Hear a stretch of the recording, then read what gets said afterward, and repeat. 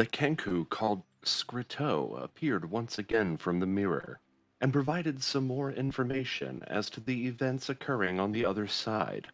Without a doubt, the Kenku was being held hostage by the lady and has requested the party's help in escaping her evil chambers. Tess, curious about what lied upon the other side of the mirror, decided to take a peek as Scrito left, and on the other side found a room with a mysterious magical glyphs adorning the walls. The sun sets, and the sky grows dark. Tomorrow, the crew will board the ship and depart on the voyage to Shoppen. Welcome back to New Dalancia, our Dungeons and Dragons 5th edition campaign. I am your most gracious DM of VGpunx. We are back after several weeks of being out, and I'm very happy to announce that we are back. Hope everybody's having a good day today and ready to roll some dice because well, away we go. We're picking up right where we left off last time. Um, there was quite a bit of dialogue, and at this point, the sun is just barely peeking over the horizon and just about to set and give way to the cold night.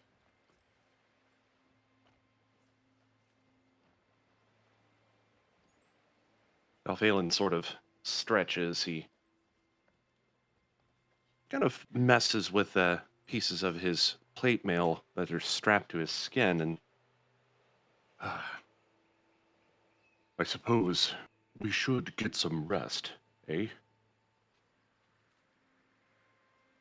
I don't mind. We got a lot of traveling to do. I understand their crew should be on board tomorrow.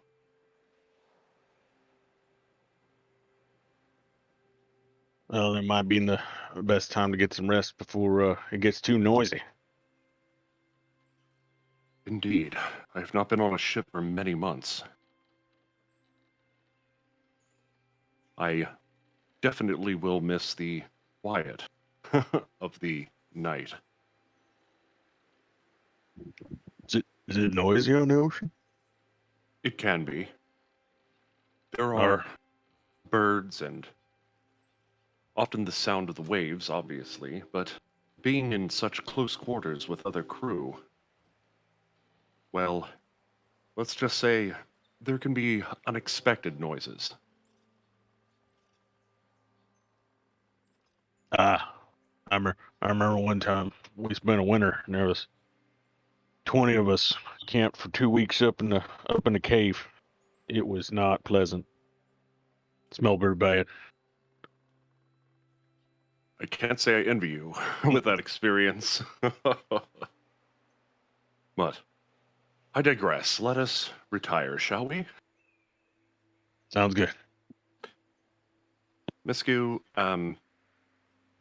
Miscu and Serini probably overhear this conversation. And with that, Valphalin sort of circles around and walks beside you toward the south end of the ship.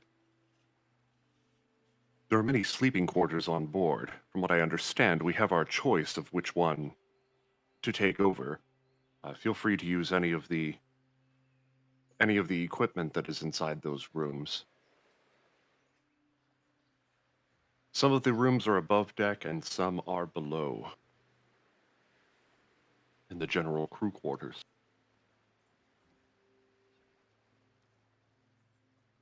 So he's going to make his way sort of down toward the capstan here. Passing it by, you see several doors lining the walls. He pops one open and steps inside.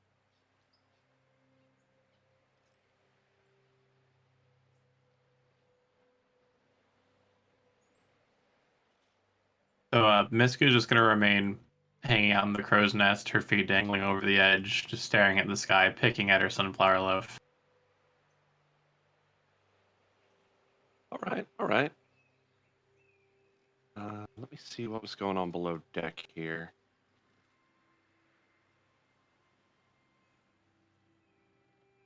Oh yes, we got Infear and Is that not working, Ianfear? That should work. Strange. Ianfear, if you are talking, I can't hear you. No, I that's why I said no. I also muted, but yeah, no, it's not letting me do that teleport thing. Oh, weird. Something might be broken there. Give me just a moment. Take a look at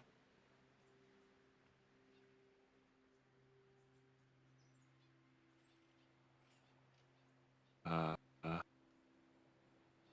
Oh yeah, that is gone. I think that sucks. So I'll have to redo that, I guess. Oh gosh, are any of the stairs working? No, I just tried going down the stairs right now. It's not working for me. Okay, it looks like I'll have to re-add those in.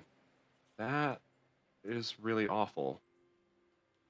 I'm not really sure what happened there, but it looks like it deleted my journal entries for that, which are what helps that work. Either way, I guess just let me know when you're trying to go up or down the stairs, and I will drag you to the appropriate position. So yeah, I was trying to head upstairs to the next level. Heading upstairs. There we go. I guess that would have. And then, let's see. So it looked like Serene, you were also trying to head downstairs. Is that right? I was, but I can just make like a little bed in the crow's nest next to Misku. Okay. Oh my. One moment. Apparently, we've got a little bit of technical difficulty here. Could you cut to BRB real quick, if you please?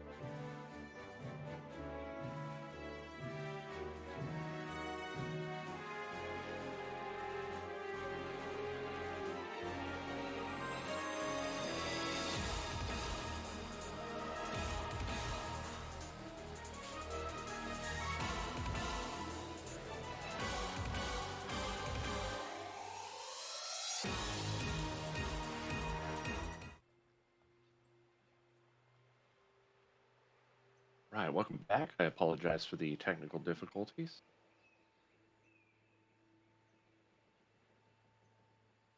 So, we are, um, well, I'm actually going to cut down um, to the bar area, or the bar room, where we have Tess and Antarius and Heltheus, who are all kind of chilling out next to the bar. Antarius kind of steps up toward you, Tess, and asks, I get you one more round, or Do you have anything energizing? Like coffee? coffee? Sure. This late? Yes, Tess could absolutely use some energy. It's going to be a late night. Very well. Just the thing. He starts to sort of muck about with various bottles and things at the bar there. He pours up a drink for you and sets it on the counter. Tess picks up the drink and takes a sip from it. It's about a room temperature drink. It definitely has the flavor of coffee, but there also seems to be a hint of something special in there, a little bit of alcohol, perhaps. Ooh, Tess can feel the goosebumps. Thank you. She's going to take her energy drink and she's going to move over to this table here where she pulls out various like papers, parchments, journals, and she starts going to work. She will do so until she passes out at this table. Right.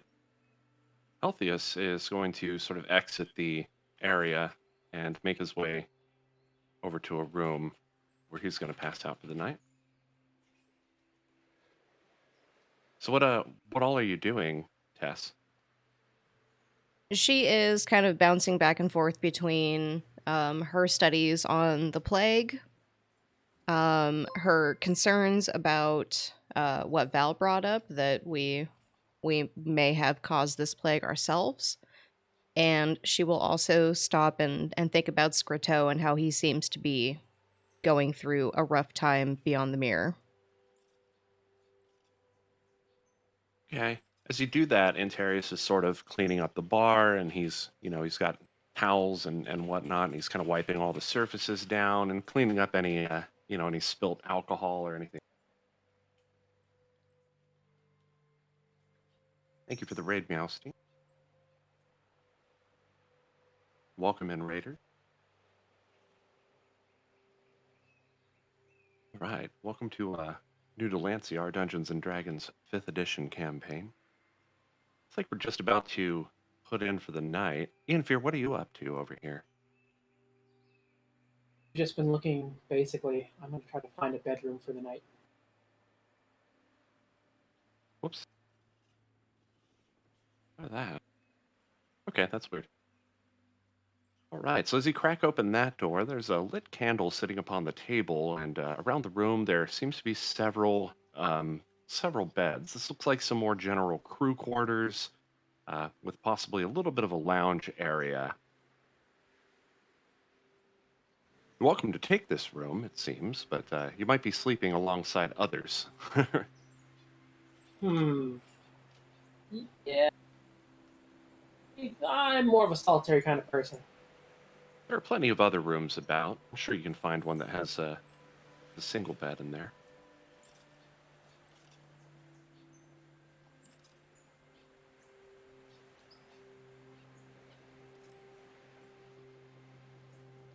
The room in there is quite dark.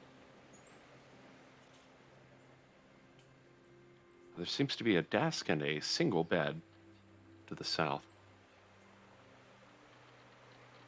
Well, it does look like it's just a single bed, so... All right. Yeah, this looks like a nice little workspace setup. You can probably do some, do some studying here, as well as there's a nice little bed to, crash out in. Yeah, I Seems like think we'll... pretty good fixture. claim this little spot as my own for tonight. Yolantha, you've spent some time in the at the south end of the ship here. There are two windows on the back wall next to what appears to be a stove, but at your height, it's kind of hard to tell. You've sort of been in and out of this room as it's one of the rooms that has not been frequently occupied by the rest of the party. There's various food here that you've been munching on, and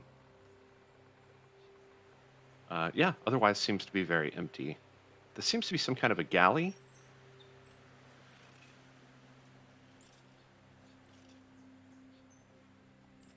Mostly just kind of walking around, getting the feel. Every now and then try to peek out and look out the door to see if anyone's coming. You saw Ian Fear just a few moments ago, but he seems to have stepped into a room at this point and shut the door behind him.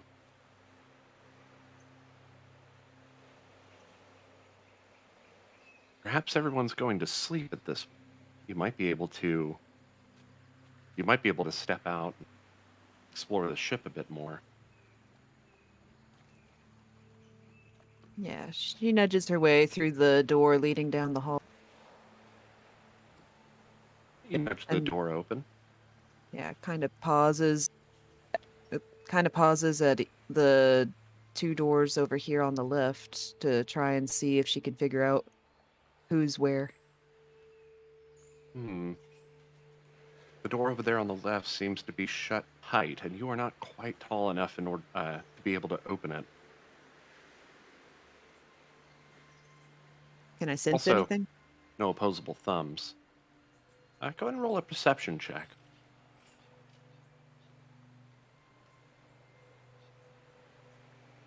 Remember how to do it? Oh, we're rolling in Foundry. If you double click on your character and then click on Perception, which will be on your skills list, it should roll it in. Important question here. What are the doorknobs shaped like? The doorknobs, they vary depending on what level you're on. The ones that are in this are kind of standard stuff. They have a lever. So if they have like a lever type handle, because I've totally seen cats on the internet jump up and manhandle that lever. Is that like Acrobatics check. yeah? Exactly. Okay. I was just curious. Yep. So it's not that you can't open the door; it's that you're too small to open it from where you are now. But 21 perception check. I see that there in the chat. And no, you don't sense anything on the other side of the door. You sort of peek underneath and don't see any shadows or anything like that. And your very keen cat senses do not betray anyone on the other side of the door. All right, I'll keep moving on. Did you want me to roll just in general or just for that one door? We'll call that a general roll. Maybe you check the 4 rooms that are right around you. You've got pretty sharp hearing in cat form, so you would definitely be able to hear anybody shuffling around in there if they were. Unless they were asleep, you might hear them breathing, but no, you didn't seem to detect anything of the sort. All right, I think I want to try to make my way upstairs towards the deck. As you come around the corner, you notice a small rat that has climbed up on top of some crates. Oh, I'm gonna chase that rat. On the other side of the crates, there is a small, wiry cat, a little bit bigger than you, but at first glimpse of you, it completely backs off and ducks into a corner, scared. Yeah, it does. Alpha cat energy.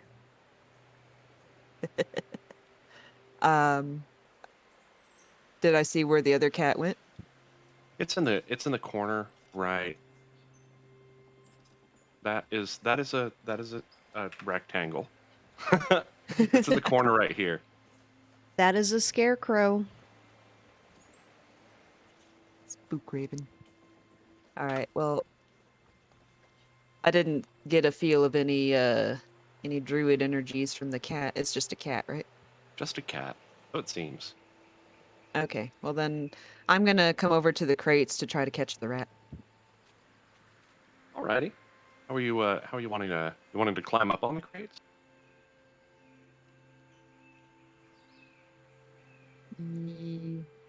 Yes, but Okay. like stealthily. Okay. Go ahead and roll a stealth check. So if you once again double click on your character, you should find the stealth pretty easily. Nice dice. All Thank you. right. So you kind of um, inch up against the corner and sort of hide yourself in a shadow, which there are plenty of them about. It's very dark on this level of the ship, but you can see just fine. And these are crates; they're not terribly high or anything like that, so we're not going to, no need for a dexterity check. You just kind of hop up on top of the crates. Go ahead and move your character. The rat seems to be focused on the larger cat who is ducked into the corner, completely This is a unaware of. small rat, right? Like I said, the sizing is giving me some trouble today. I'm not really sure why. I think it was a recent update or something. But yes, it's a pretty small rat. It's the Rat King. 3 rats standing on top of each other in a trench coat.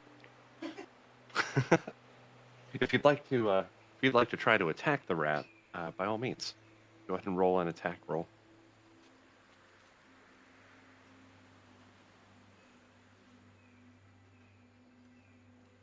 Go ahead and roll it with advantage if you do. The rat has not noticed you.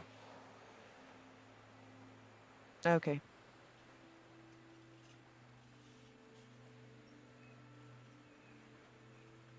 I don't think it's working.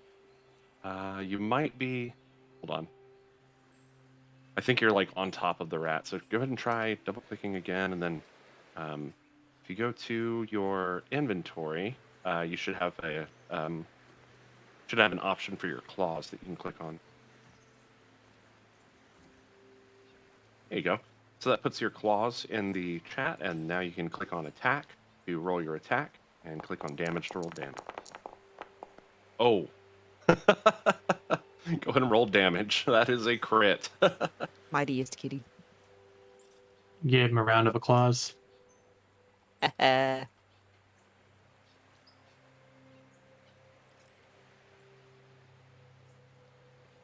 to roll damage, just click on that damage button there in the chat.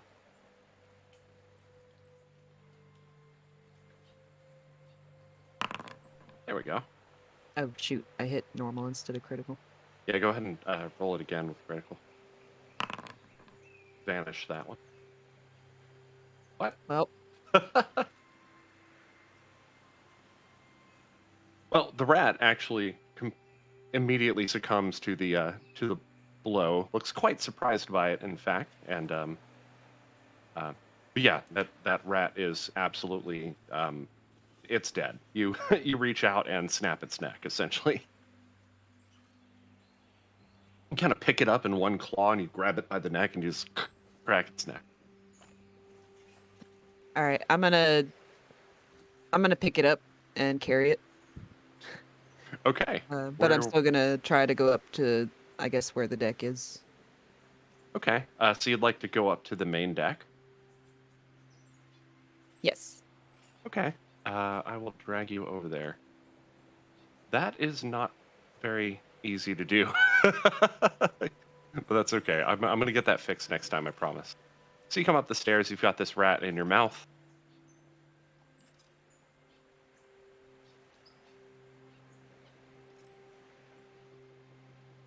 Go ahead and roll a perception check now that you've come up above deck.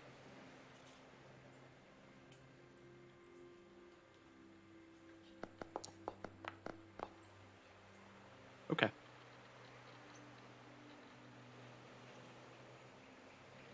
All right. Now that you have, now that you've come above deck, what would you like to do? I'd like to just chill under the stars and eat my rat. All right. Anywhere in specific you want to go above deck here? Over kind of by one of the cannons so I can have a little view of the water too. Okay, go ahead and move your character. I'll move the rat with.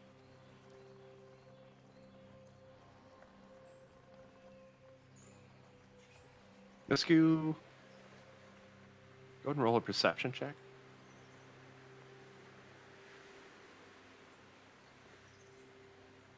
And Serene, if you're kind of just looking around. Okay.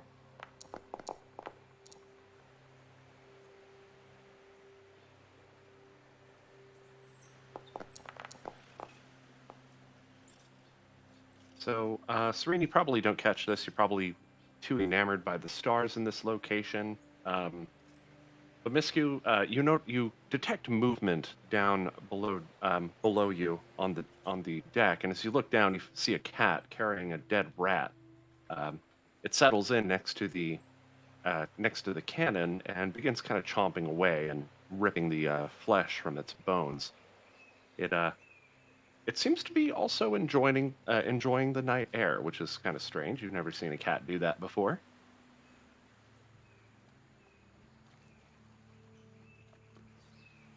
Um, I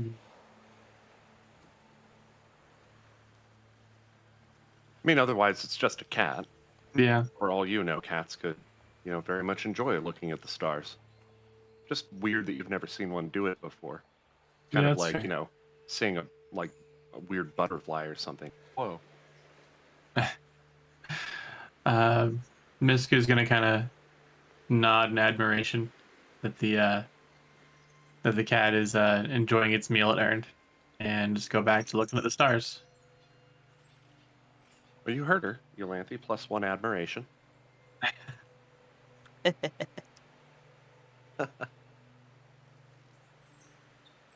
As you all lay down in on the beds, they're actually quite comfortable. Not quite as hard as you might have thought that they would be. It seems that Antarius has a bit of sway as far as his noble background is concerned. Seems to be pretty recognized otherwise, and perhaps you didn't realize that about him at first. Right, you reach over and you open up the window, and the smell of the sea kind of permeates the room. The candle next to you starts to peter out in the wind, and the wind itself is very crisp. It's kind of chilly, in fact, and you pull up your blanket, and actually very nice warm blanket.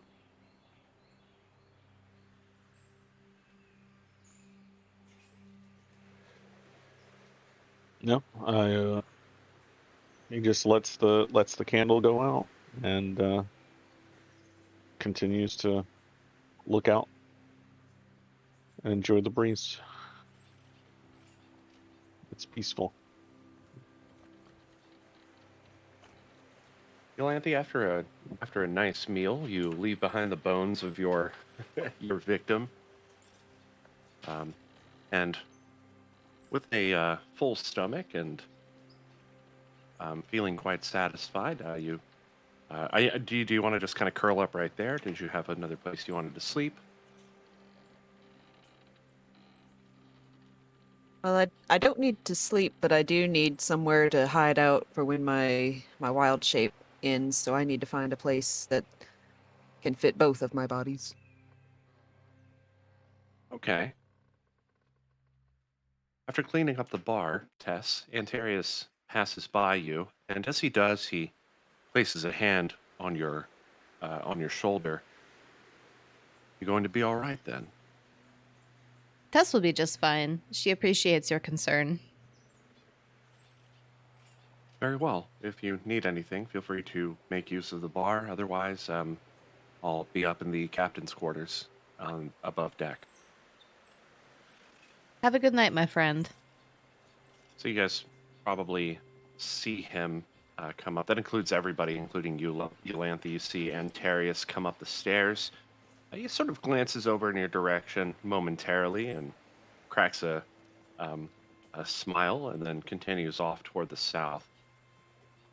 Yolanthe likes Antarius, so she's gonna follow him. Okay. He's kind of close to the capstan.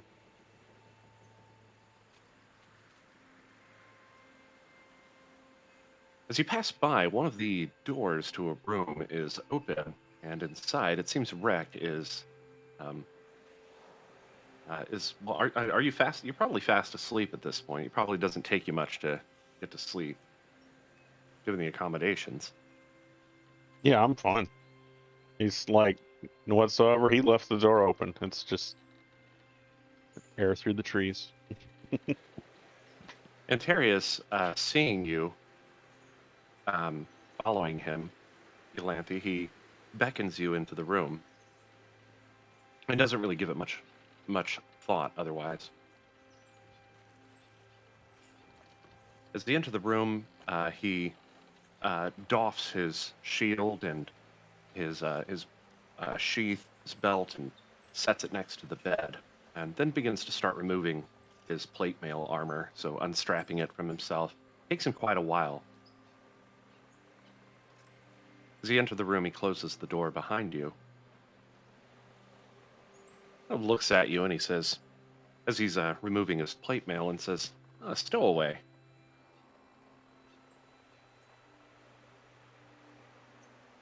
I'm sure I have something around here. And he reaches into his backpack and pulls out a big hunk of what looks to be some sort of dried meat and sets it on the floor before you. Are you hungry?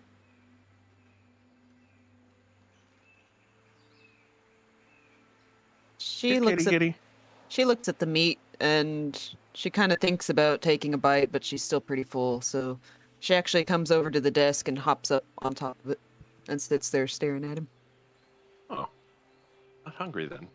Very well. He puts the meat back in his backpack. You just let me know. He proceeds to kind of use the chair just next to the desk and sits down and starts removing his boots.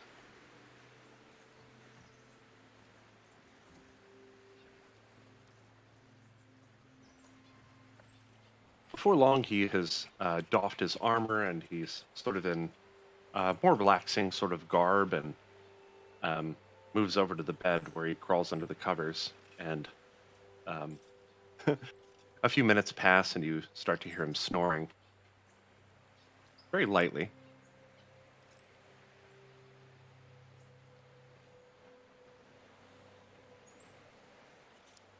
Once she hears him snoring, she kind of investigates the rest of the room just to see if it looks like anybody else would come in anytime soon.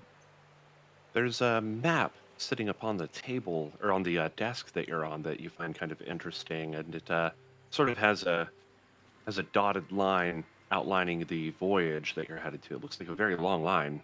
Um, there are various other papers laying on the desk. There is a cargo manifest and some other important documents detailing the names of the crew members. It seems to be a pretty long list, actually. Yeah, there are a lot of crew.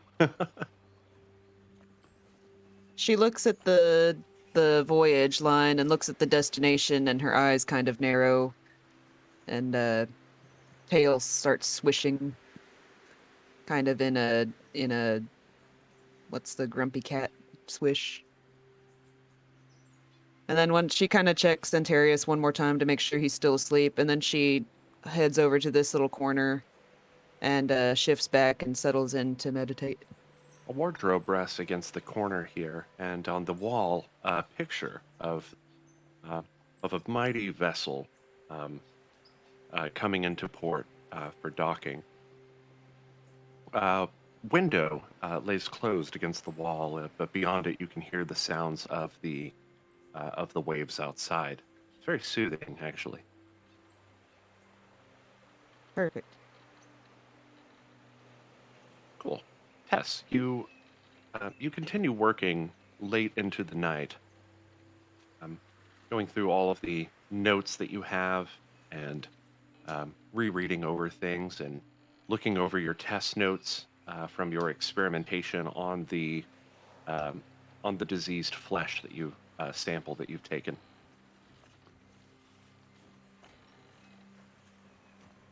Hmm. Soon Tess will make sense of all of this, she mutters to herself, but she slowly feels the exhaustion taking her, and the more she tries to focus on her parchment, the more her eyes start to close until she just says to herself, "Oh, Tess will take a short nap right here. Continue where she left off." She'll cross her arms and lay her cheek down on them and then fall asleep on the table. Oh, excuse me. Exhausted, it doesn't take you very long to fall asleep on the table, even in such an awkward position. But immediately, dreams wash over you. One in particular that stood out, or one in particular that stands out, is the image of or the silhouette, rather, of what appears to be a very large and powerful devil. It moves in close to you, and you are unable to move or speak, and the devil moves very close to your face. It doesn't appear hostile or um, having any sort of ill intent, but as it moves close to you, you notice that its mouth is moving, but you are unable to hear anything. Suddenly, another voice chimes in. Go back. It doesn't seem like it came from the devil, yet somewhere else. And it leaves you with a chills kind of running down your body. The devil that's talking without saying anything, what does their facial expression look like? Like, do they look like they're sad or concerned? They look worried. It looks like they're struggling to try to get words out to you, and they're trying to talk to you. The face and the gaze seem so familiar, but you just can't place it. But the voice that you heard, go back. What color is the devil? It's red. Actually, no. No. It's like a reddish, purplish sort of hue. More red than purple, but yeah, you're definitely picking up some blue in there. I guess her mind will probably take notice to the purple hint because she's never seen a devil or another tiefling that has that kind of coloring. The voice, though, go back. Does the voice sound angry Yes, it does. or threatening? It does sound angry. It also sounds familiar. Okay.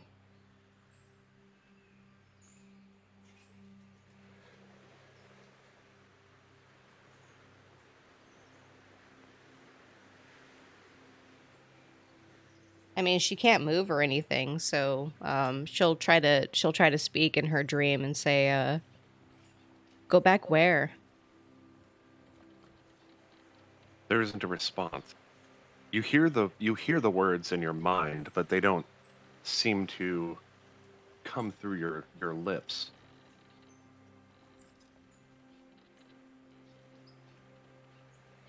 She will attempt to reach her dream hand out to the reddish purple devil and see if she can grasp his hand. As you do, the devil starts to the devil actually reaches out to you as well, but then immediately is drawn backward away from you very quickly. He looks as though he's caught by surprise by this, and once again the voice chimes in. Wake up.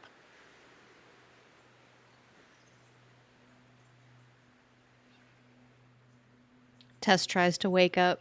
And you do, with a sudden kind of falling feeling. You kind of snap awake, you're sweating, and that sweat is soaked into some of the pages that you've been working on. Seems the text appears unaltered, though. You sort of grasp around and try to get your bearings, but no, things here remain unchanged.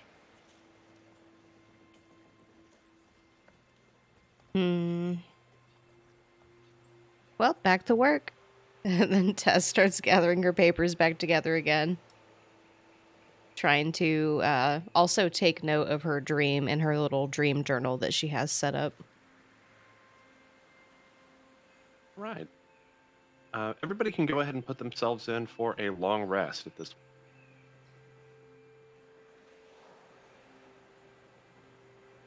Elanthe, there's around a 4-hour period in which you are, you actually do not require sleep. So you kind of have your choice of what you would like to do with that 4 hours. Perhaps you slept the first 4 hours, and the second 4 hours you spent exploring the rest of this room, or you do any number of. Yeah, she was just using the corner to meditate in peace so she wouldn't be disturbed, and so she's carefully and quietly gets out of the room from Antarius. Okay. So you're trying to open up one of the doors. Yeah, I'll go, I guess, over to this one just beside me. So that one actually is a window, not a door. The Never doors mind. are the two along the north wall, and there's one door along the south wall. Gotcha. I will go through the one that I did not come in the room from. Okay. Opening up the door, there's a similar hallway to the other one. It's kind of inverted though. There's a room off to the left-hand side, and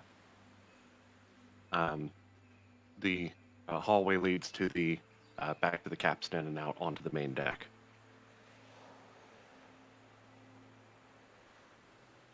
Also, she's not in cat form at the moment. You don't have to change the token or anything, because she just wants to save it for when people are awake. Oh, actually, I can do that pretty easily. Oh, gotcha.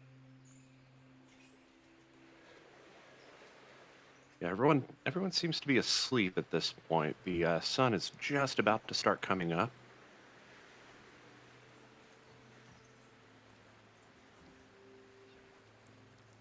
She comes out onto the deck and takes a look off the side of the ship towards where the town is, and kind of sighs and just kind of contemplates a little bit.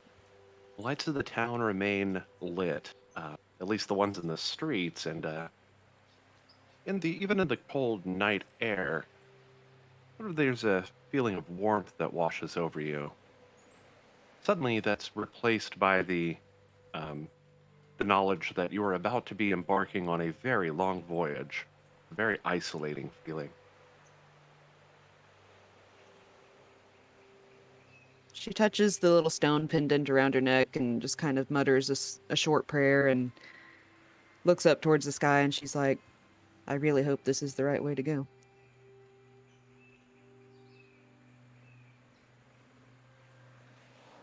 All right, so everyone, the sun starts to just kind of peaks over the. Whoops, the right. Yeah, it was. So the sun sort of peaks just over the horizon, and light begins to fill the sky.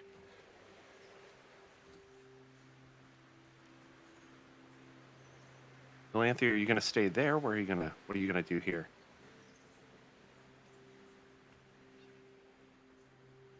She's gonna kind of wait until she starts to hear any activity from up in the crow's nest or from the rooms, and then as soon as she hears anything that sounds like somebody's nearby, she'll turn back into cat form.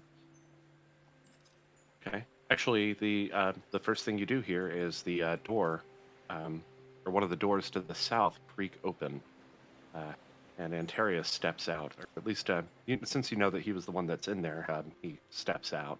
I assume you want to go ahead and take cat form. Yes. Cool. Doing that. So you wild shape into a cat.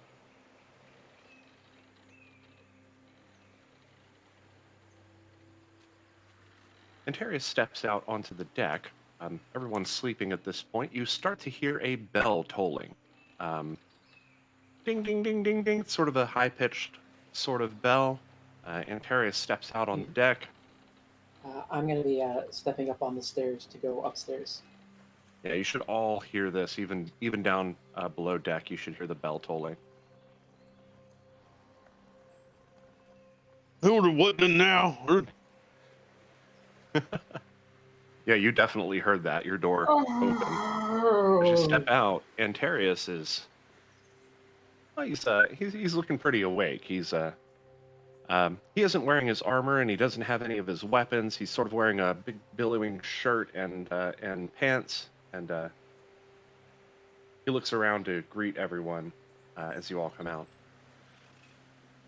After hearing the bells, Tess is going to scramble to get all of her paperwork back into her bag, and then she's going to head up to the top deck where she's assuming that everyone is. Rhett comes out and he's like, are we under attack or is that food? Like, what's going on? If we were under attack, I think it'd be a lot more noisy. That's the morning bell, my friend. Typically, it signals the changing of shifts. Misk is gonna hop up from one of the crow's nests, do a big stretch, and then lean over the edge, look down at everybody. Yeah, you kind of see everybody gathering on the main deck. Valphalin steps out from around the capstan and approaches Antarius. He's also not wearing any of his armor. He's or donning any of his weapons. He has a sort of an open-fronted, very loose-fitting shirt and a pair of leather pants that he's wearing. Yolanthe comes over and starts rubbing against Val and Antarius's feet. Oh, interesting. And Serene is going to come down. Okay, Serene, you go ahead and help yourself down the ladder. Very easily, kind of just gently float down back down to the main deck. You immediately notice this cat that is that's kind of getting a scent for Val and Antarius. Are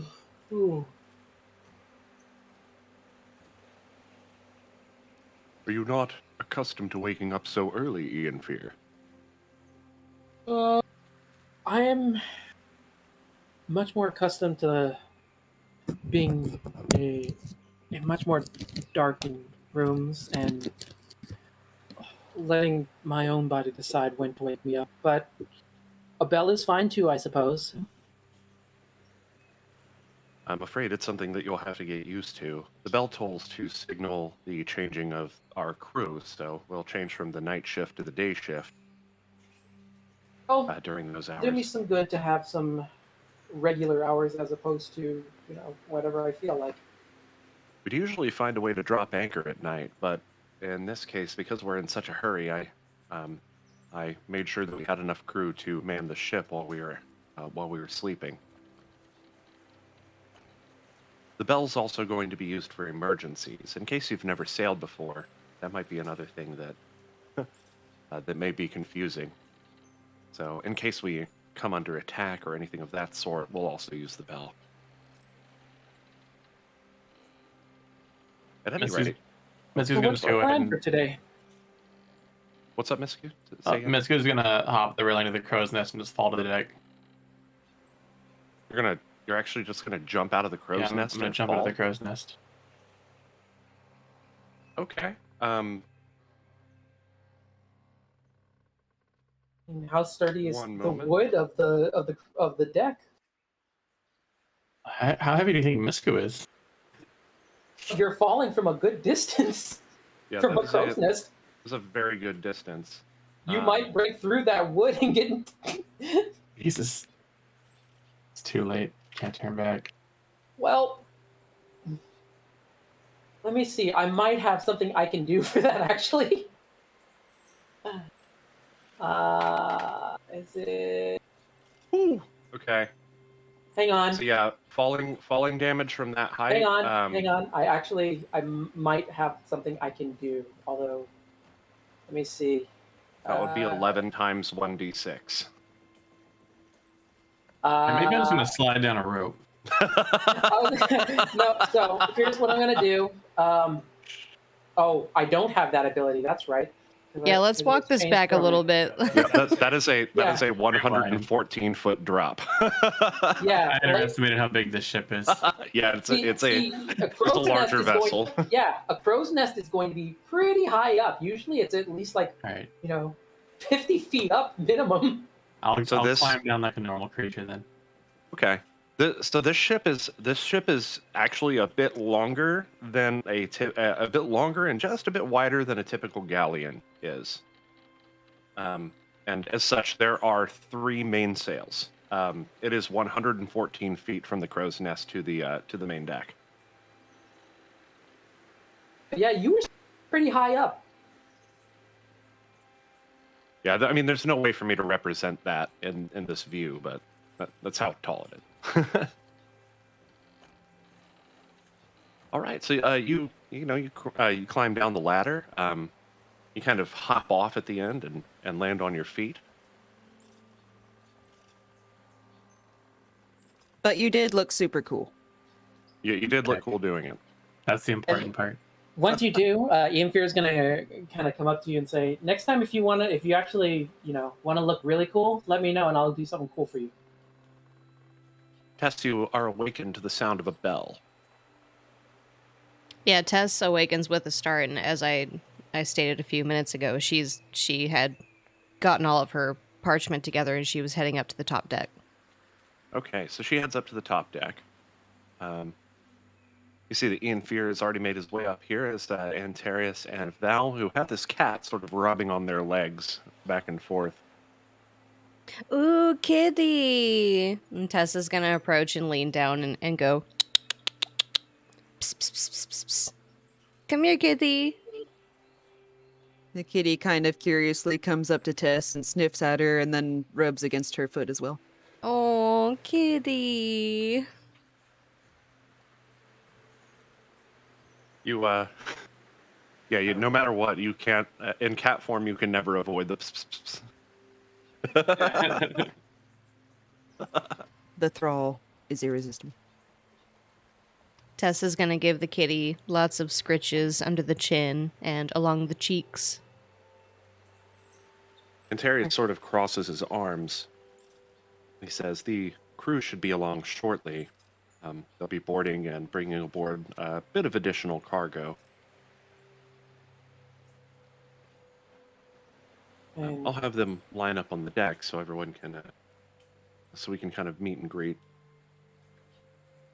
so, yeah, Ian Fear is gonna come back around and go, "So, what's the plan for today then?" Crew comes on board, and we disembark. Well, we depart. I'm sorry, not disembark. That was the wrong term. Crew comes on board, and we depart from Mekurdika on our voyage. I figure after the crew gets on, we can serve up some breakfast, if that suits your fancy. We have to wait for the crew to come aboard? Tess is very hungry.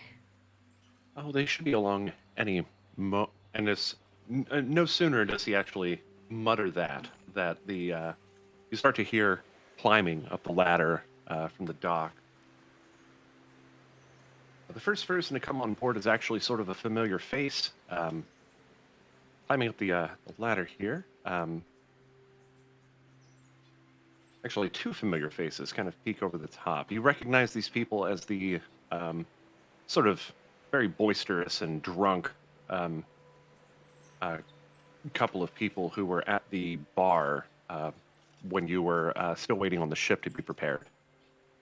One of them hauling a large barrel over one shoulder. He places it down as he steps aboard the ship and notices Antarius. They both kind of snap to attention. Oh, Captain. I didn't think you'd be here. They sort of look around at all of you. Rubbing her chin, Tess is going to narrow her eyes and say, "Wait, Tess recognizes you. You were quite drunk at the tavern the other day." Oh, I don't know if I remember you, but I feel like I'd remember such a pretty face. Tess cocks her head to the side and says, "Pretty?" Well, sure. This seems like it's going to be a fun ride after all. The person behind him sort of is pushed forward momentarily and kind of runs into him, pushing him forward by 5 feet as yet another familiar face peeks over the edge. Oh, this guy. Tess could never forget this face.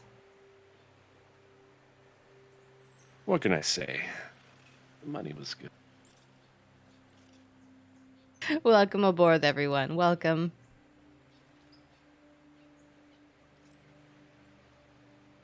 They start to, sort of clear onto the main deck here and line up as yet another familiar face or two come up over the side.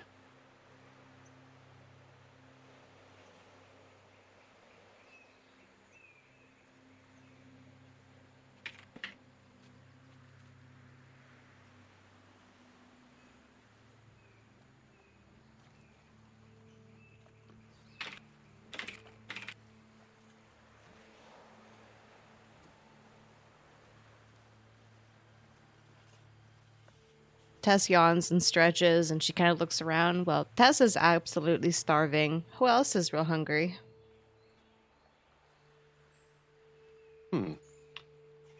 I could eat. Antarius, if I could just have you be patient for just a few moments, we have a few more that are coming on board. So, again, the tiefling and the human line up. The human healer approaches, sort of passes by you, Tess, with a affirmative nod. The tiefling sort of eyeballs you with angrily. Tess smiles and waves.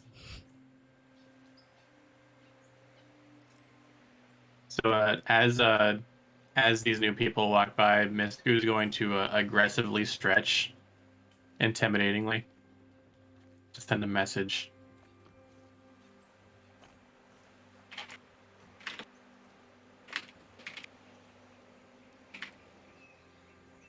Right.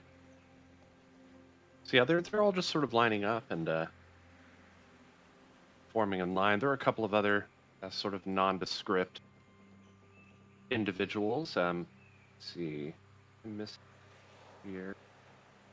Yes. Okay. So another individual comes up. This one a little bit more prominently dressed than the rest. They stick out because they're sort of wearing a bunch of very cheap and at times rusty jewelry. So you see multiple different necklaces, all different, like every single finger has one or even two rings on it that are nothing fancy. They're just very simple copper or silver bands that they're wearing. And as they walk along the deck, all this jewelry is just jingling and jingling.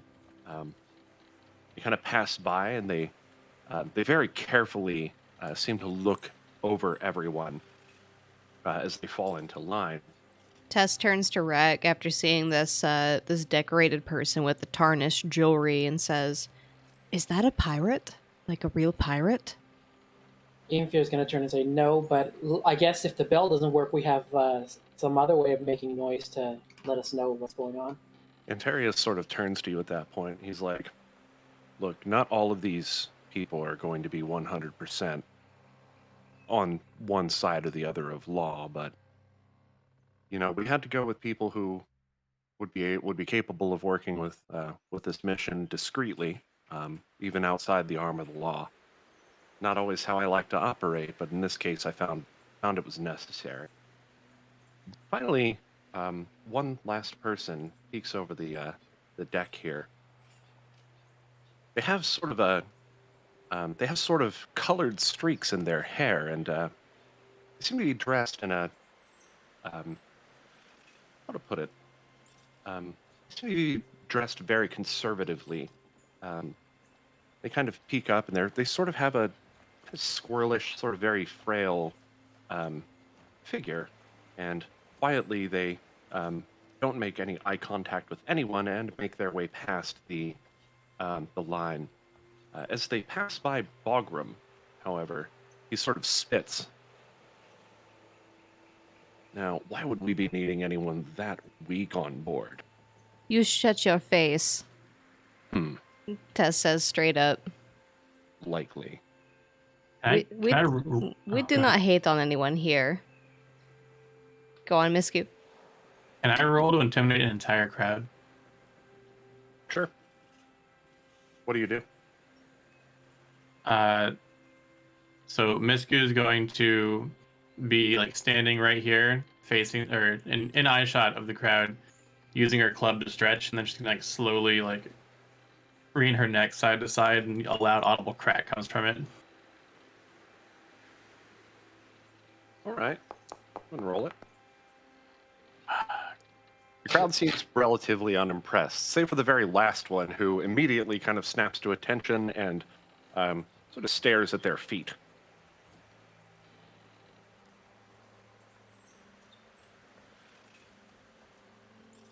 Misku will keep at this passively until something else happens. Several other kind of nondescript crew members come in and sort of line up along the other side of the ship. There are quite a few of them.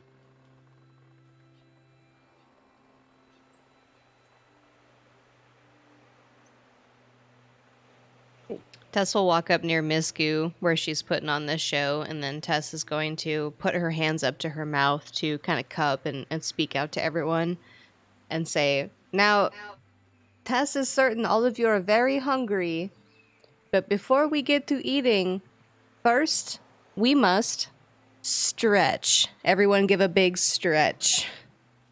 Stretch it out." Everybody, pretty much everybody does it. Go ahead and roll a charisma check really quick. There are a lot of them that just start doing it, including the the ones at the ends of the line, and yeah, go ahead and roll your charisma check. I was so close to a 20. That Bogram. hurts so bad. Bogram and the tiefling kind of glance at each other. You can't be serious. Those that are not cool on the ship do not stretch. He rolls his eyes. And Heltheus kind of comes over with a smirk. No, go ahead. It's good for everyone involved, trust me. Morning stretches always really help wake up the muscles, and Tess kind of has her arms above her head as she stretches her arms toward the sky. Bogram and the tiefling, what is their name again? Erytra. Both kind of half-ass. Yeah, okay. Good enough. That is deserving of breakfast. Thank you all. Thank you. Thank you. And Tess gives a wave before she starts to head downstairs to where the food is.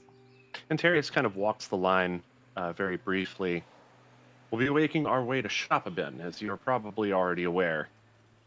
Night shift, you are free to get some dinner and head to sleep. Day shift, feel free to come down, get some breakfast, and we'll be departing shortly. Dismissed. And he proceeds downstairs. As soon as I can. Oh my god. Where are you going? What happened? Okay, no, we got it. Oh my gosh. Okay. I'm so sorry. This is so hard without the Oh, that was terrible. Just put everybody in the water. This is hard because when I click on one of your characters, they actually everything goes black for a moment. Oh yeah. I saw us all fly sideways. Okay, so we have the night shift. Whoop. And I put them in the water. Yolanthe follows after Heltheus and kind of uses some slick-ass cat acrobatics to climb up to his shoulder. Cat acrobatics. Rick turns to Val. Yeah, and it's like, they're incredibly clawsome. Is Val wearing his armor or? No, Val's got sort of the open, billowing shirt and very loose leather pants that he's wearing. Okay. Yeah, Rec just got out from bed, so he's basically just wearing pants and walking around the ship. Like, yeah, let's get something to eat. The galley's right this way, everyone, and Antarius sort of goes into the room down here.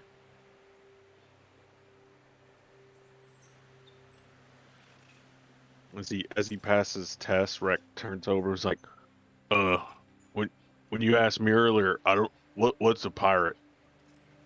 Oh, Tess just assumed you knew what pirates were. Tess has only read about them in books before, so she's not quite sure herself. Is that like a rat pie? What is rat pie? Well, it's sometimes it gets. We run Feline, they low on lick their lips at the thought of that we one. run on low on stock. So sometimes if you hunt through the fields, you can catch a bunch of rats and you can take the meat down and you can put it inside a pastry and heat it up. Oh, that sounds much better than rat soup. Yes. It's got gravy and you can still put taters in it and like carrots. It's good. Oh, Tess loves taters. Yolanthe hops down off of Antarius' shoulder and starts rubbing against Rec's legs now.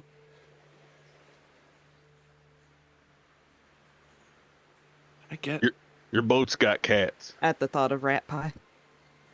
where is he? Oh, there's Yolanthe. Okay, I'm sorry.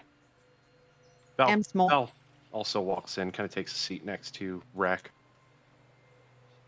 Antarius kind of goes. Antarius kind of goes to work at the stove. Misku pulls up to the table and pipes in. So, are we talking about pirates? Yes, Tess has never seen pirate before, but has read about them. Do you know what pirates are? What they do? What they look like? Misku kind of shrugs. I always just assumed they were just sea bandits. That is basically true. At least that's what the books say. I've been fortunate enough never to have to encounter one. I was warned against them as a possibility when I first came here from Shopperben, but it was more that the fear that the pirates could actually turn out to be from Jindu. Antarius sort of looks down at his cooking and pauses for a moment before he turns around and says, "The orcs from Jindu are no pirates. Moreover, they are war bands, and we should try to avoid them at all costs. I'm not going to lie or sugarcoat this, but the path that we're taking is the direct route to Shoppen. Normally, ships avoid that route these days at all costs due to the war, and instead make their way to Avatlek and make port there. We'll be going directly through, so it is highly likely that we may run into some of those pirates, as you put it. Is it true from Tessa's readings that pirates can be bought easily, or does it depend on the class of pirate? I have read books about those who have purchased the services of pirates. They always seem to end badly, but those books are deeply rooted in fantasy. Fantasy. Oh, Tess just assumed it was all real life. And welcome in, Heltheus. Welcome in. Am I in? Oh, there he Can is. you hear me? Yeah, I can barely hear you. Let me turn you up a little bit. Try Got you talking. on a different headset. Oh yeah. No, you sound okay. You sound all right. All right. You able to log into the game, or? I'm I'm just waiting for the prompt food. Okay, yeah, let us know. I got you on my phone for the Discord. So Once you're in, I will bring your character in. we're supposed You sound a little Music muffled, mumbling. Heltheus. Do you have anything covering your microphone at all? No, they are connected directly to my ear. Okay. Well, we'll work with it. No worries. Yeah. All right. Let me actually be up a little bit more. Okay. Yeah, just let me know when you're able to see the map, and we'll go from there. Not much going on as of yet. You've pretty much been asleep, so maybe you slept in a little bit. You know. And I've been kind of coming to some pirates and Well, you're in a different room. You don't hear that part of the conversation. Well, actually, you might have overheard it, but you probably just rolled over in bed and tried to ignore it. okay, cool. That sounds about right. Alright, if I can pull up. Oh, wizard needs their rest, right? Well, hopefully we won't encounter any of these pirates, or orcs of Jendu, for that matter. But seeing as it is likely that we will run into them, I'm sure we'll be prepared. Now, Antarius says, that shouldn't be for some time. We'll easily make the majority of the journey before we enter Jinduan waters. We should be fine through the majority of that. We have plenty of crew manning the ship. Once we get into Jinduan waters, though, we'll probably slow a bit, take it a bit more cautiously, give them a nice, wide berth. Hopefully we won't encounter any. Guess we'll have to see. Antarius flips around, starts to place food out on the tables. There's fish, meat, vegetables, bread, all sorts of stuff, and just sort of out.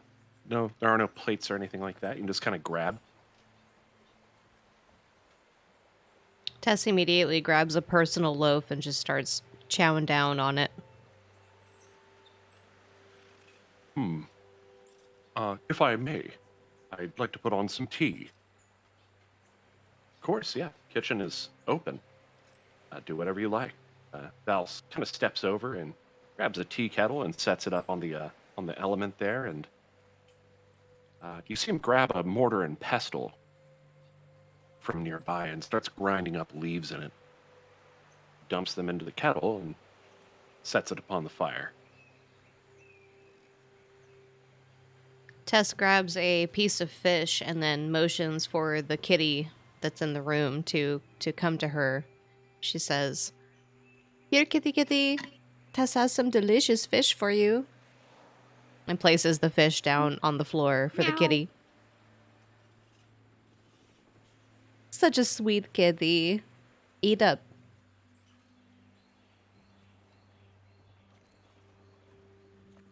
Phelan sort of peeks over his shoulder watching this whole thing transpire. I've not seen a ship's cat so friendly toward humans, or humanoids. For a stowaway, this kitty is very social. Tess likes them. The other kitties, they just run away.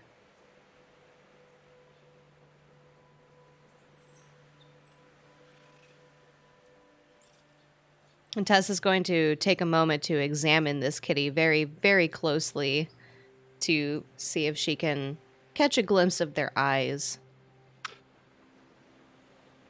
Another slightly more wiry cat, as you do that, slinks into the room behind you, Serene. It looks sort of mangled. It looks like it's had a rough time. But seeing you all, it sort of ducks into the corner and attempts to remain hidden, poorly, I might add. Can I roll an investigation check for the kitty that's in front of me? Yes. Wait, which one? The one... The one that Tess is feeding. Oh, okay. The kitty Yes, right in front of absolutely. her. She just kind of squints her eyes and stares at the kitty. Would you like to describe your cat form, Iolanthe?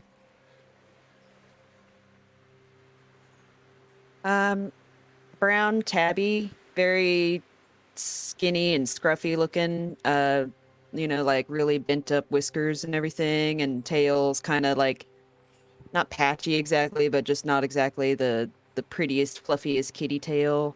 The right eye is just a normal green cat eye, but the left one is kind of orange and almost looks wolfish. Staring at the cat, Tess is gonna put her hand to her chin and say, something is very different about this cat. And she'll look at the other cat that entered the room. That's the other scruffy one. What color is this kitty?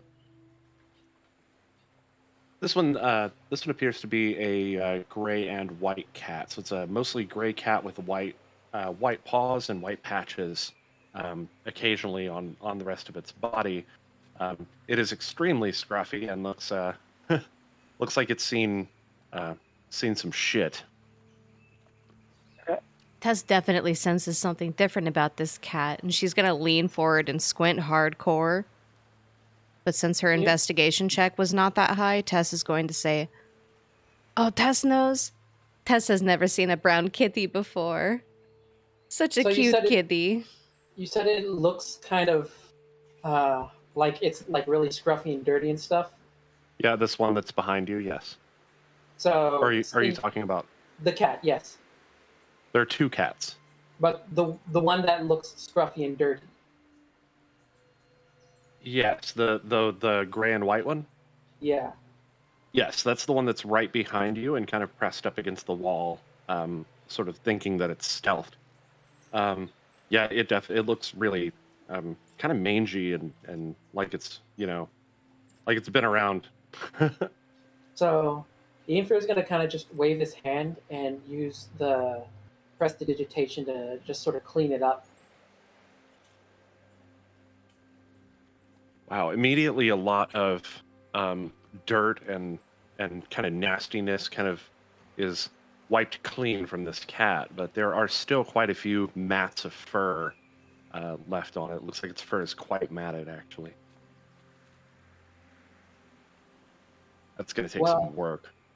I want to say, well, at least as my mother told me, always try to keep things clean so that way, they don't infect you later. Noticing what's happened, the cat actually ducks into the next corner, thinking that it's been noticed, and sort of ducks down and hunkers down, absolutely terrified. So Misku threw a mouthful of food and pointing towards Tess, holding the other cat. She's pointing towards Tess with a piece of bread while she's eating. Says, you should watch out for that one. That one's a warrior. A warrior cat? What do you mean, Misku? And then Misku just flashes a grin, saying, I saw her feasting on a prey last night. Ooh. And then she's going to lean down and pet the kitty in front of her vigorously and say, who's a strong warrior? You are. Purring intensifies. Although something is different about this cat, Tess just cannot place her finger on it. Could be the coloring. Tess has never seen brown cat, much less brown cat with such different eyes. The other cat proceeds underneath the corner of the table, and as you watch, you see a small paw come up above the table and grab a piece of fish and pull it underneath. After a time, you hear,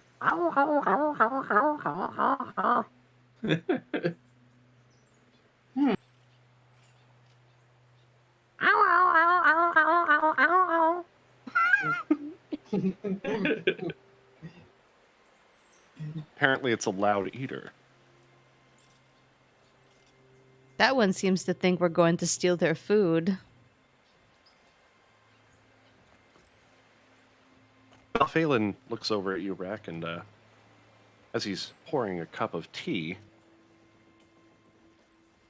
would you like some? Absolutely.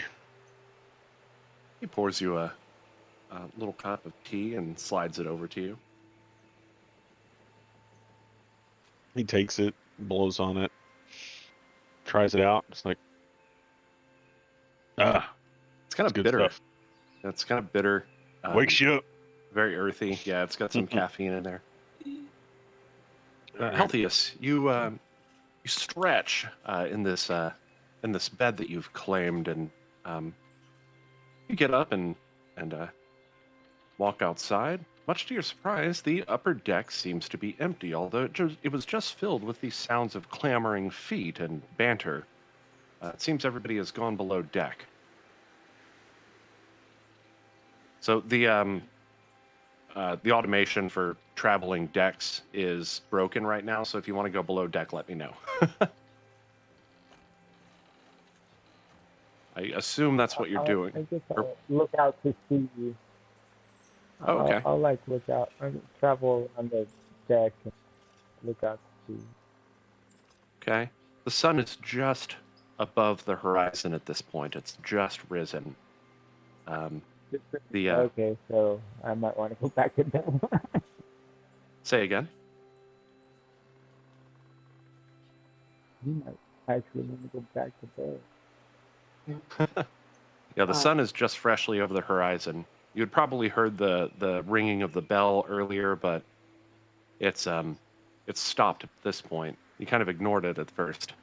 So Ianfear is actually going to look to Antarius and say, so when exactly are we going to be setting out? As soon as we finish eating. Okay. Why? Did you have business on shore still? No, well, sort of. It's nothing major. I was just going to, I found it out of room essentially, and I just would like to personalize it before we leave. Nothing important, though. It can wait till later. Understood. Antarius, finishing up his meal, starts to walk toward the door. Turning around, he says, "Once you're finished, meet me above deck. Valphalin, I could once again use your services as helmsman." "I will be up shortly, Captain." And Antarius continues out the door and up the stairs. Well, Rex like, well, let's do this. And he scarfs down real quick, grabs a bit of food in each hand, and starts heading up. Valphalin finishes off his tea, takes a long puff off of his pipe, exhales it. "I will see you all above deck." Yolanthe suddenly appears, like right on his shoulder, just sniffing and sniffing at the puffing.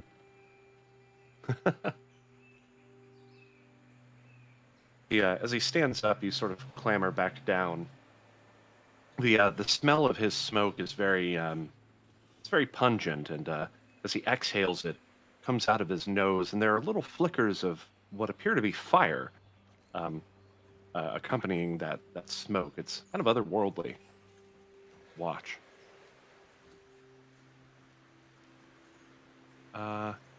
Heltheus, it seems you have climbed out to the... Oh my gosh, what is that part of the ship called? I can't remember what that part of the ship is called. The tip. The forecastle? Yes, thank you, the forecastle. But as you're standing there, you start to see the others emerge from from below deck.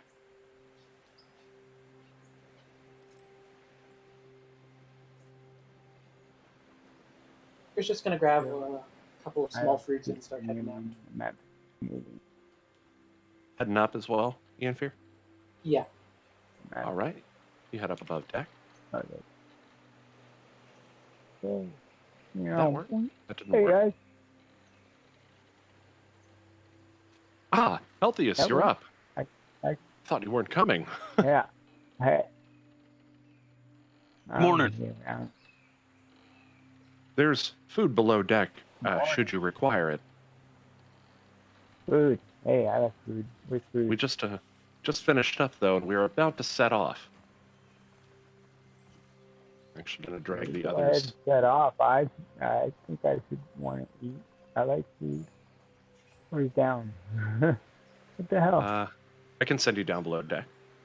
Like I said, What is that? it broke, so I'm trying to I need to get that fixed before next time. So Okay. the crew starts to they kind of pass by you as you're coming down the stairs. There are others that are coming up, and you actually notice among them are the band of brigands, otherwise, that you had encountered earlier among the crew.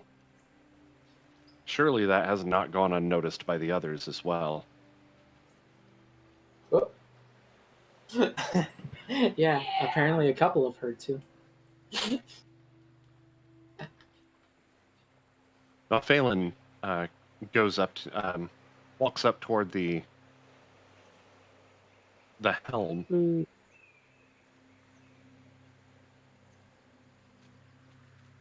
I can see out the window. And Antarius sort of walks toward the forward, or the fore of the ship.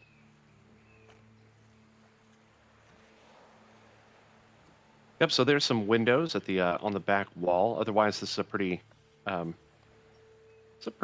full-looking galley. There's a stove in between the two windows. Tess, Serene, Misku, you all see Heltheus walk in through the door. I'm making something. Good morning, Heltheus. Tess is going to take a moment to wave her hand to him as she notices him walking in. Morning. Serene the I'm cat. pretty much sitting already at the stove, not the window, making. What did you say?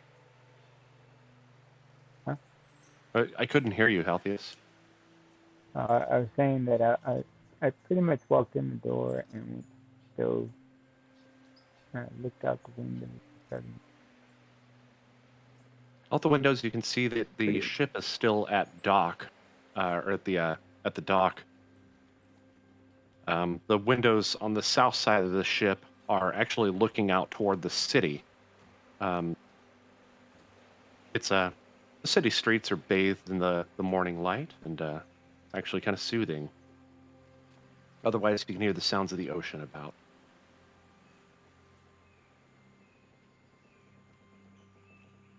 The gray and white cat slips out of the room. Seems to be avoiding you, Yolanthe. Avoiding who? Yolanthe watches it go with kind of a puffed out chest.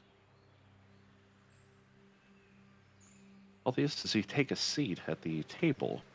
There seems to be a cat, just sort of about. Doesn't seem to be afraid or fearful in any way. I see the. Right. Say again? I see the cat. You're breaking up too much. I can't hear you. I see the cat. Oh, okay.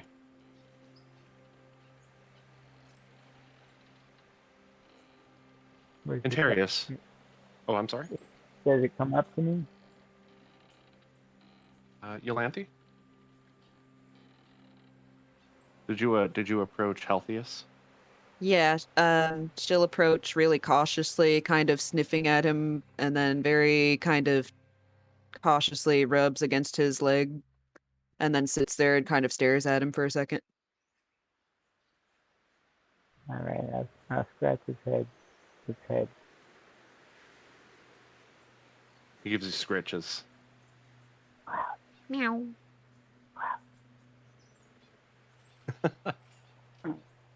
I'll like pet its head and scratch its ears. Antarius steps over to the main mast of the ship and grabs the rope of a bell that is hanging nearby. You all, even below the deck, hear the bell tolling. And Antarius calls out, "All hands! Stations!" And fucking everybody sort of breaks apart and goes to various stations on the ship. A few to turn the sails and Others are tying off ropes here and there, and several of them line up near the capstan. Rek is really interested in what they're doing, and he starts to wander around and shadow these people and tries to see like how they're going about and how they're doing things and helping out if he can. Right. All right. So, yeah, you've got a few people here. One in particular.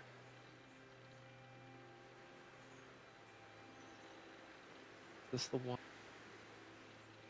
No. Where did I put them? Oh, okay. One in particular approaches you, seeing the sort of the confusion on your face. This is the one from the bar the other night that was sort of drunk. Leans in, says, "You look a little confused. Never been on the sea before." Not like this. I'll learn something though. If all else fails. Why don't you come over here? I'll show you some of the ropes. Proceeds back over to the side where he's. You kind of see him grab this long rope leading up to one of the mainsails. That's how we turn the sails here. Over at this other one, he kind of paces over. You can actually unfurl and furl up the sails. That's what makes the ship go. Rek will proceed to continue to follow him around and take guidance. All right. And I'll talk at y'all later. All right, right.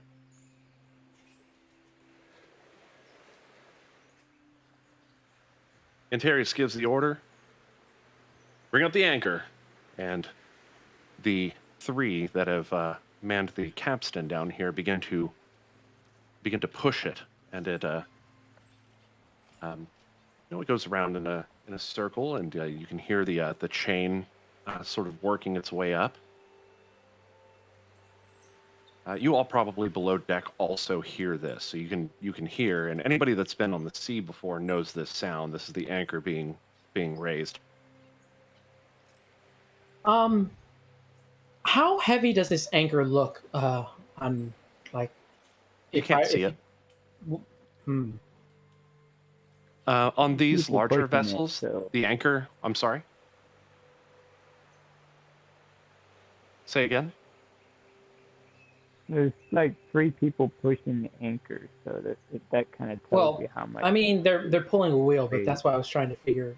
Yeah, the anchor itself is probably very large, given the size of the ship. But it essentially, you can't see the anchor. Essentially, this whole thing goes through the middle of the ship and possibly out the side. So you wouldn't be able to see it until it's kind of at the top. So then it would be out of the water. Then you'd have to kind of peer over the side to see it.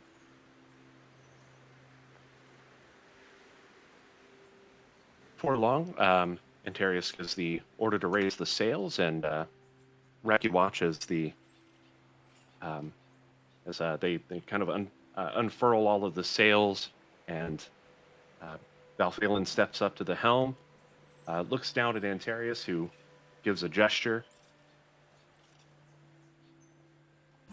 All of you who are below deck, you notice the city start to move away from you through the windows on the aft. Those of you who are above deck, you start to see the dock slowly moving away from you to the south. Tess is going to stare out the nearest window and watch everything as we pull away. As you pull away Yolanthi's- oh, sorry. Oh, Yolanthi's gonna hop over onto her shoulder and kind of look out the window as well. This cat just kind of hops up on your shoulder. Tess immediately gives the kitty some chin scritches while we look out the window together. Mitsu's going to take what she was eating and walk over the window, prop up her elbows on the window, and just keep eating while watching the city fade away. As the ship begins to pull away from the dock, it begins to rock back and forth, ever so slightly, not so much that you can't keep your footing. For those of you who have not been over on the sea before, it may feel a little bit unsettling at first. Doreen is gonna hold on to the closest sturdy like piece of wood or something like that while that's going on. As the ship pulls out, it begins to veer toward the starboard side. And you watch the city behind you fade into the distance and eventually over the horizon. And Harris gives the call, all sails to full.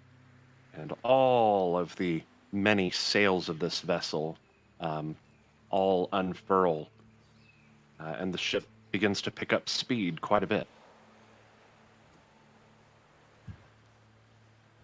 So several of the crew move about positions. They begin to turn the sails into the, along with the wind.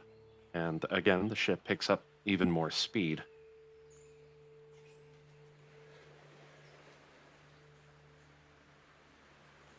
One of the men begins climbing up to the crow's nest, and the others take up other stations about the ship.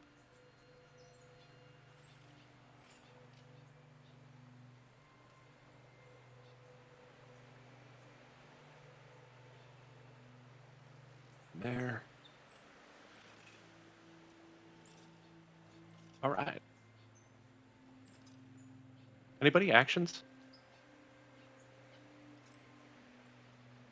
After watching the ship start to embark on our journey, Tess is going to leave this room and then head for the room with the mirror in it. Okay. So you make your way back to the front of the ship, and as you pass by, you notice there are many of the other crew who are asleep. So you kind of very quietly just slink by. None of them seem to awaken or notice you. As you draw close to the map room, you once again notice the small, scraggly, gray and white cat.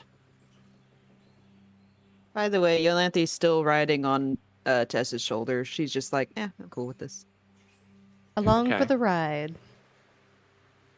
Gonna go ahead and move you into position then.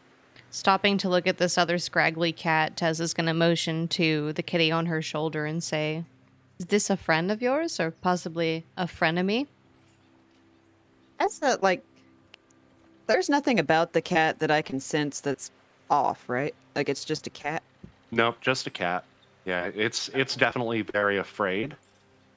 It's very skittish and untrusting. It seems to think that you're some kind of a threat to it. So it's quite scared of you. Aww. Yeah, it's just terrified. It's made its way onto a ship that's strange to it, and it's terrified. Otherwise, it just looks like a typical street cat. Yolanthe just kind of nuzzles at Tess and leaves the other cat alone. She thinks about maybe catching a rat for it later. Oh, distant friends, Tess mutters to herself as she does kind of a double take just to make sure no one else is in the hallway outside of that scraggly cat, and then she enters the mirror room. No one seems to be watching you as you enter the map room. You kick back the rug just as before, and you watch her do this, Yolanthe, exposing a small trap door just big enough for one person to go down, and an accompanying ladder. You make your way down the ladder? Before she does, Tess is going to gently pick up the kitty on her shoulder and place the kitty down on the floor and say, "Now, This room might be a little scary for kiddies. Tess is not quite sure. You can come if you would like, but Tess is not going to force you. And then she's going to head down the trapdoor. She kind Tess of begins. Oh, go ahead. she kind of sniffs down into the room and kind of tilts her head and looks around like, what do I do? But she decides, curiosity, cats. She's gonna go down. The room inside is sort of glowing in an eerie light. Let me go ahead and move you into place.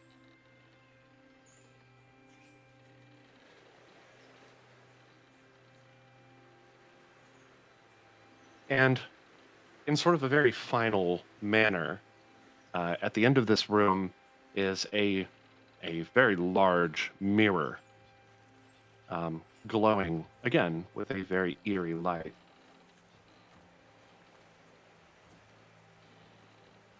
Tess is going to approach the mirror and she'll put her hand up to the glass before pressing her forehead up to it and just thinking to herself.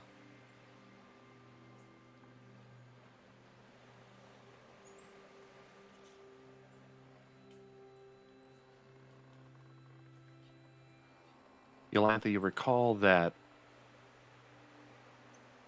in the dream vision, you're not sure still about what had happened. I'd say probably a week ago.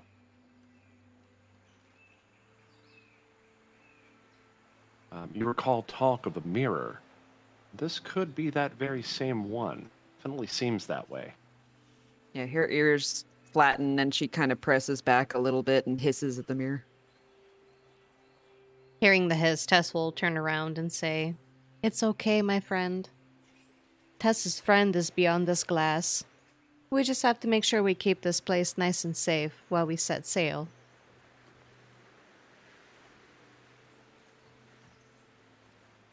And Tess is actually going to reach into her bag and she's going to pull out her bedroll and she's going to lay it down right here in the room with her. Okay. And she'll just she'll take a moment to sit down on top of her bedroll and just kind of watch the mirror and the swirling magic around it and make sure that it's not tipping over or anything like that. It's clear that she's very protective over this mirror and wants to spend a lot of time near it. The lights of the mirror almost seem to reflect water, as though it's out looking over the sea, but knowing that can't possibly be the case, this light emanating must be coming from inside.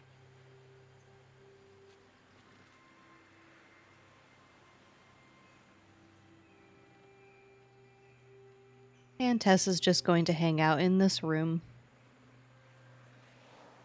And Antarius walks back toward the fore of the ship and peers out over the vast ocean before you.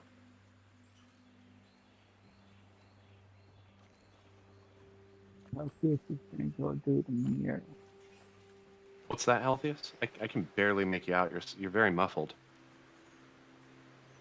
Heltheus is gonna go to the mirror. Okay. So you also, kind of kick the rug back, make sure you aren't followed, and make your way down into the below into below deck. Tess, you hear the door, the trap door creak open, and footsteps as Heltheus paces down the ladder. Oh, good morning, Heltheus. She motions to What are you doing Heltheus as here? she's sitting on her bedroll. Tess is just making sure the mirror is safe, and Tess really did not sleep too well. Thinking about maybe taking a nap in Your here while we bed set By sail. the mirror? Say what? Your bed is by the mirror? Kind of off to the side, like near this corner over here. It's a bed roll specifically. It's not Yeah. a full-size bed. Yeah, it's like a sleeping bag. Oh, okay. 'Cause Well, I Tess, did Tess not hasn't think of really, she hasn't really chosen a room yet. Hmm. Okay, well, that's fine. Are you worried about the toe? With so many people on board that Tess does not know, Tess feels an extreme urge to just keep the mirror safe and stay near it.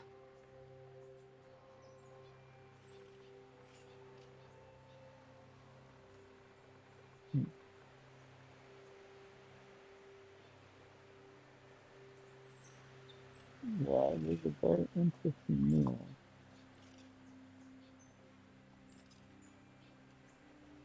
Do not worry, Tess does not plan on going through the mirror or anything suspicious or silly like that.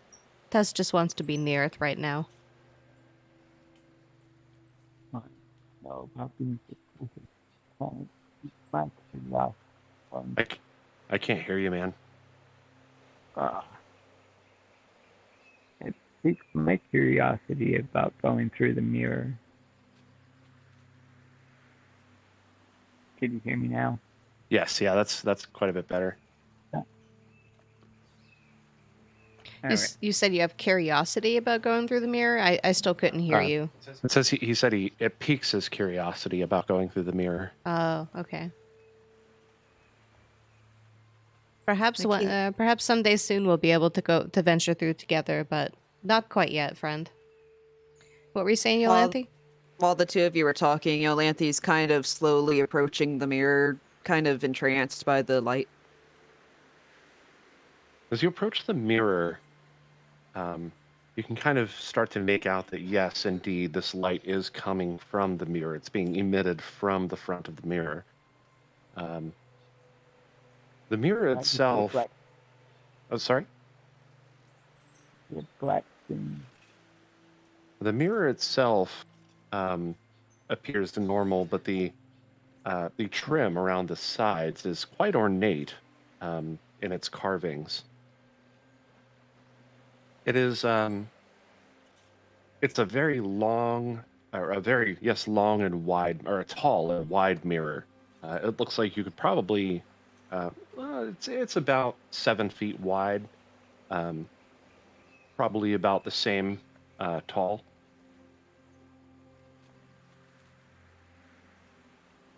It's held up by a stand that keeps it from toppling over onto the ground.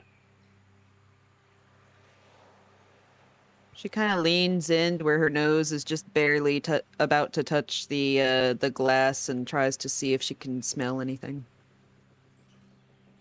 As you touch the glass, um, it's quite.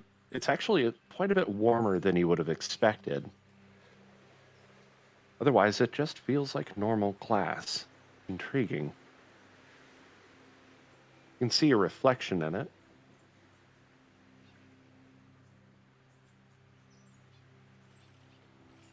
But it wasn't like that before, right? What's that? Because the toe actually went through it. And Yes, a bit of Scriteau did come through it, but you could always see your reflection in it, even when Scriteau went through. oh really? Oh yeah, it's a mirror. Seeing the kitty So approach the I couldn't mirror, see what Tess was seeing. Say again. I could not see what Tess was seeing when she went through the mirror halfway. No, you could not see that. Only Tess saw that. seeing the kitty So all approach I the saw mirror, was a reflection of myself. Tess is going to reach out toward the kitty and say, "Oh, careful, little one. That is a very magic mirror." Tess is not even sure why she's talking to a cat. How could you possibly understand me? Come here, kitty. Away from the mirror, please. Yolanthi kind of looks over at Tess and tilts her head and then comes over.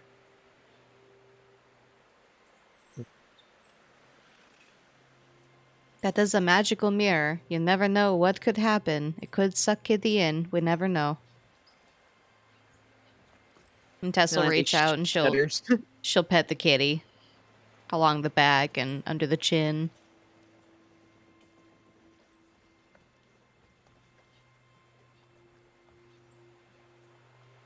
Oh, Heltheus, you were saying something? Was I? I thought you were anyway. I might have missed it. No, I don't think I did. Serene, you seem to be, you and Misku seem to be the only ones left in the galley. Briny has Well- been a little bit weird about the boat moving or the ship moving, but now she is wanting to probably go up to the surface and take a look, the open ocean. All right. So you make your way up to the top deck. Let me drag you over there. You can see up on the, you can see Valphalin sort of peeking over the aft castle, where he is steering the ship from the helm. The various crew, there seems to be one in the crow's nest, as well as others who are sort of milling about and doing their tasks, doing various tasks on the ship. And at the forward of the ship, Antarius is sort of looking out, surveying the horizon and sort of helping navigate. Serena's going to go to the side. This side over here is like just showing just water, correct? Oh yes, yeah, just water off to the side there. Okay, so she's gonna look out and then suddenly like get blinded and then like kind of duck down because she's never looked out on the ocean, and the shine from the sun is gonna like blind her for a moment, and then she's gonna say, "Oh goodness," and then look around, like make sure no one saw. The ship sort of rocks back and forth slightly, which is kind of weird because it does mess with your flight pattern a little bit. As it's sort of like the ground continuously gets pulled out from under you momentarily, and you sink back down to the floor. And there's a part of her that's thinking, like, what if I went over the side? Would I drown? Would I be able to float? But she's not going to test that right now. Just a fleeting thought. Probably wise. Yeah. Ferry overboard. But yeah, she's just gonna kind of hang out here and just take everything in. She's never seen anything like this, you know, living in the Feywild and mostly just forest, occasionally towns, but she's never seen anything. As you turn to look out the other side of the ship, you do actually see some land off to the side. Looks like a forest, a very dense forest. Like an island? Not an island. It's still part of Siuk. Mm-hmm. It's this part sort of has if you look at the map, it sort of has a cup, or like a gulf right here. So you kind of headed out the gulf, and then you'll break out onto the open ocean. Mm-hmm. Yeah, she's just going to take everything in during this time. So at this point, we are reaching the end of our session today. Are there any last-minute actions you guys would like to take before we end the session? Tess is going to end this session by curling up on her bedroll near the mirror and taking a nap. Yolanthe? And what? Okay, I'm sorry. Heltheus, what's up? Sorry, no, go ahead. Yolanthe, what do you want to do? I'm gonna be parkouring off of everything. Yolanthe, what do you want to do? I'll curl up beside Tess and just kind of chill and kind of watch the mirror every now and then. It occurs to you that you will be reliant on one of these two people to get out of here unless you're going to shapeshift again. It is a ladder that led down here, and you think you'd have a very difficult time climbing that ladder in your current form. Cat Pride Yolanthe is like, I'll figure it Walking out. back You and just forth. watch.